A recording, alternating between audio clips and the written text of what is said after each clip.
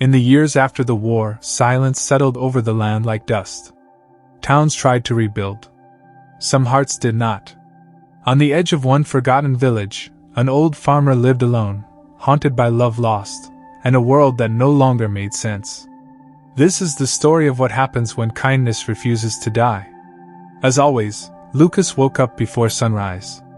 Since Martha died, the farm had fallen apart. The fields were wild with weeds, the cows stopped giving milk, and even the chickens seemed to be grieving. That morning, Lucas put on his best old jacket and rode into town. He'd heard rumors about a humanitarian auction at the church. Homeless, familyless women were being offered, not sold exactly, but not quite helped either. Some men came looking for maids.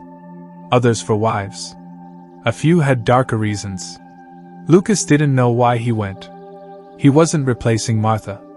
He didn't need help. He just couldn't sit back and do nothing. By the time he arrived, a crowd had gathered. 3 women stood on a wooden platform, eyes down.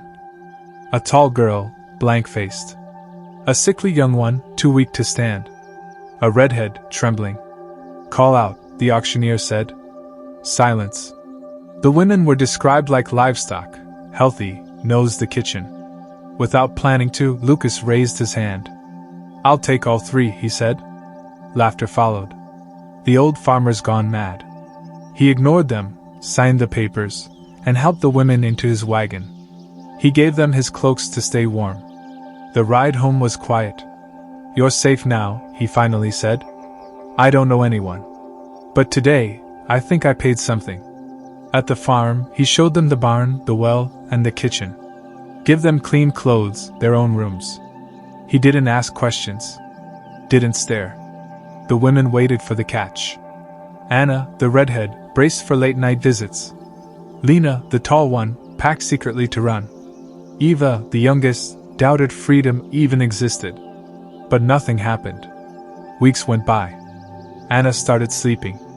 Eva walked barefoot and smiled. Lina planted flowers on the porch.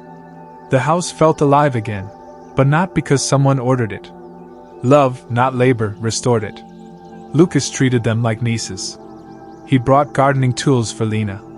Found an old piano for Eva. They shared dinners sometimes. And little by little laughter returned. One evening, Lucas invited 3 quiet neighbors to dinner. Ivan, a widower. Pavel, a tractor driver. Timur, a retired teacher. "These are good men," he said. "If you feel ready, choose. If not, stay. Your family now. No one owes anything." Silence. Anna glanced at Pavel. He'd helped in the kitchen and brought her apples. Lina smiled at Timur. He spoke softly about books. Eva only whispered, "Thank you, Lucas."